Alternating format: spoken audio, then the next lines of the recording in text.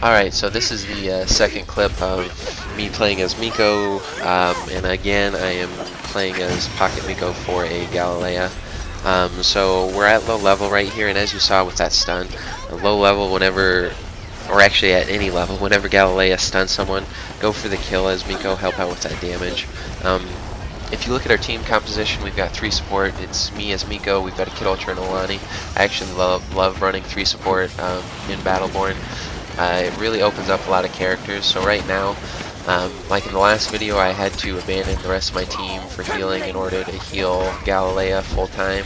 But this one I don't really have to, although right there that Galilea almost dies. But you'll see once I start to level up and this Galilea levels up that we almost become invincible and we can go do anything we want. But because we have 2 other healers back there, and because Alani and Kid Ultra do a lot of damage for minion waves, they control the minion wave while Galilea and I control enemy Battleborn, although later on Galilea and I just solo the sentry and we just go on it on our own. But you'll see right here, this is just the power of Galilea and Miko. We're going to make a push against the entire enemy team, and the sentry and the Galileo will never get below 75% health. Galilea actually retreats because I think she thought she was going to take a lot more damage than she did, but you'll see it, and we never get in any sort of trouble at all, and then after that it's just a full-on assault and we just completely melt through the enemy team. So the main thing to remember as a Pocket Miko is you have to choose to pocket whoever is going to punch a hole through the enemy team. It doesn't have to be necessarily the tankiest character on your team or the one who does the most damage. It's just whoever is willing to play this role. So right here, this Galilea decides to punch a hole straight through the enemy team, and we get a great push in through. So we're going to get a kill on this Wrath, and then Galilea kind of backs out. But as you can see, all our minions are in there. We're doing a lot of damage to the sentry, and then the Galilea is going to turn around and get right back in there. So that's how you have to do it. You have to have someone who is willing to push straight through the enemy team's throat. If the character that you're healing isn't doing that, then just leave them alone. But this Galilea that I'm healing will do a huge amount of damage to the sentry here. As you can see, we've already almost killed the first one in the first 4 minutes of the game. That's a really quick game.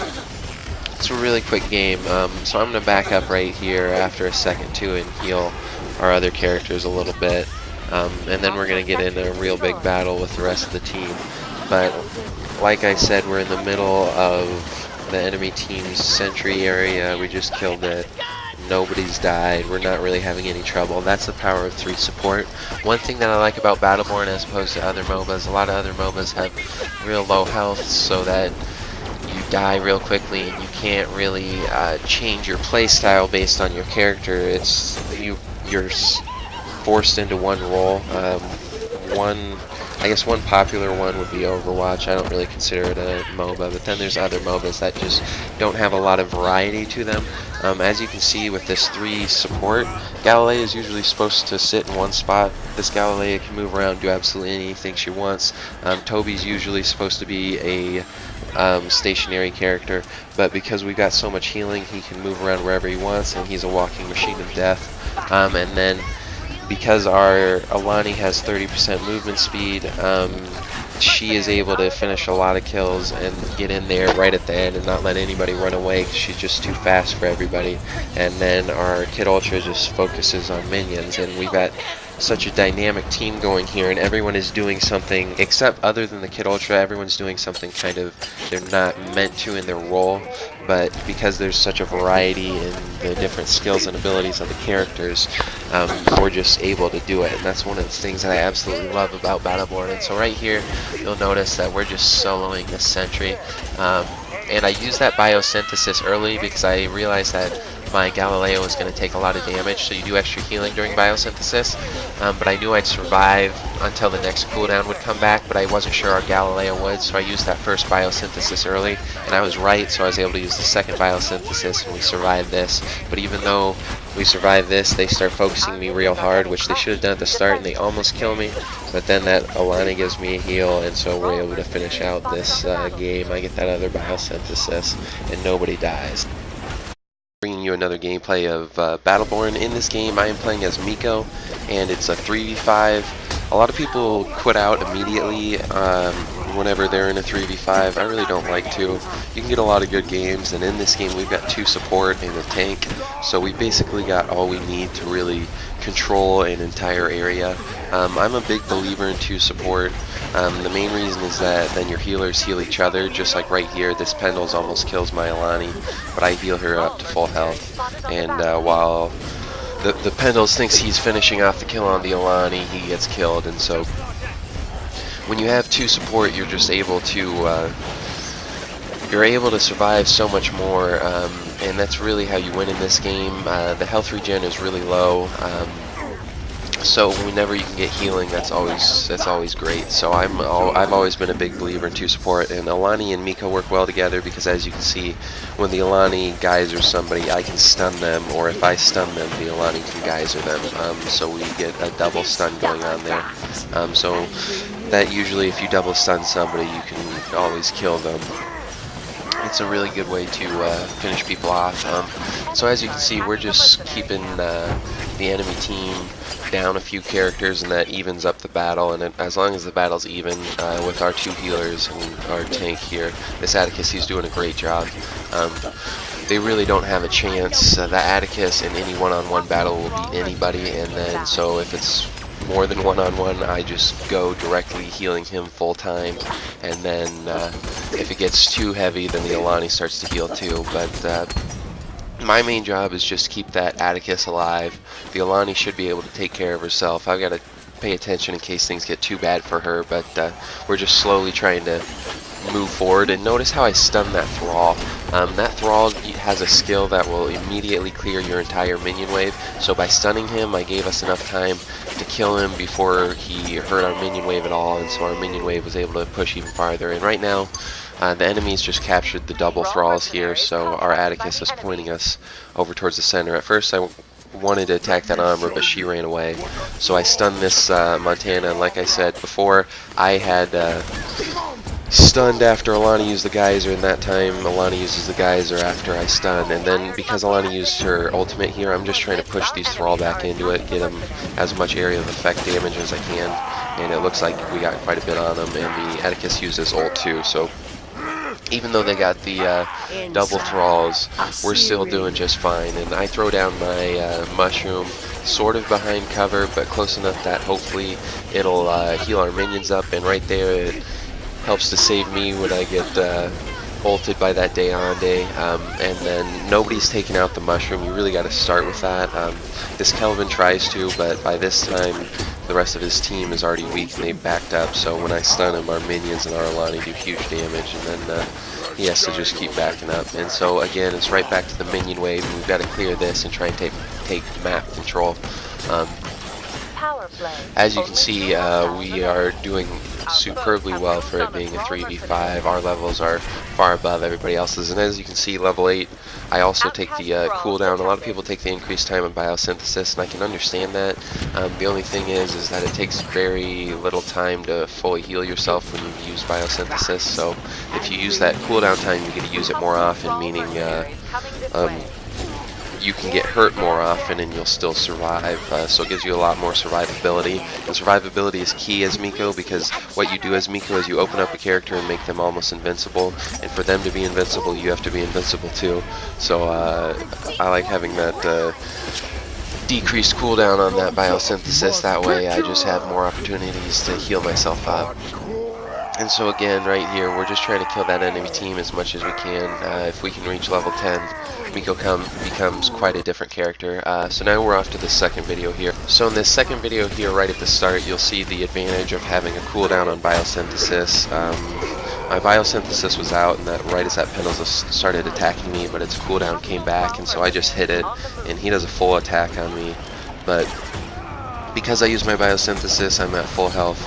And then like right now my biosynthesis is already back, so it's like it's really quick. I don't know how quick it is, something like 6 seconds that you can get the cooldown back on it. I'll check it the next time it comes up, but the cooldown on biosynthesis becomes absolutely insane. I'm running also with the cooldown of 30% when I'm healing people. So I just used it, so we'll see what it's at right here. It's 6 or 9 seconds. But as you can see, the cooldown goes faster as he gets attacked. So it's 9 seconds, but can be 30% less, which that turns out to be, you know, 6 seconds. So just like I said, so every 6 seconds you can heal for 6 seconds. You know, as much as you heal somebody else, which is far more than your full health. So biosynthesis just gets absolutely nuts if you do the cooldown, and Miko becomes a character that, if he's not stunned, he's almost impossible to kill. So just gotta watch out for the stuns, like I watch out for that Kelvin right there. I miss him with my stun, which is unfortunate. But right now I'm going to level up to level 10, and level 10 is where you really become a monster as Miko. I use the 50% cooldown on his mushroom, and because I'm using all my cooldown gear, it'll actually be 22 seconds. If you look at the cooldown counter right now, it's at 39 seconds. That's because I threw the mushroom before I leveled up. So the level up hasn't applied. It'll apply to the next one. I think it's 22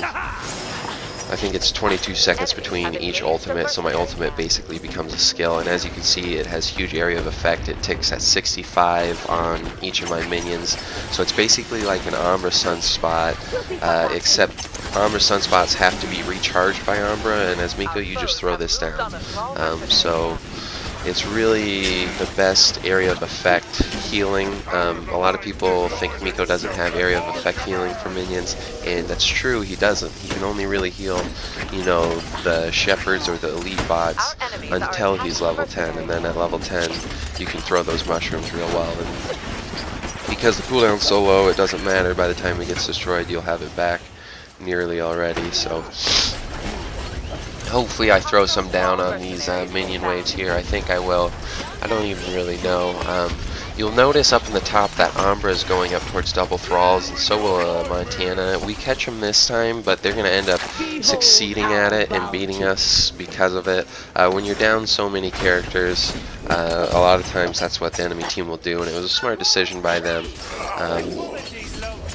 But there's not really a whole lot you can do to huge flanking attacks if you're down a bunch of characters. Like I said, we did get our Galilea back here, but we've been running a 3v5 this whole time. Right here I almost die. I throw my stun and my slow behind myself to save myself. But as soon as I get back into combat, as long as I have my biosynthesis, like I said, I'm basically not in trouble.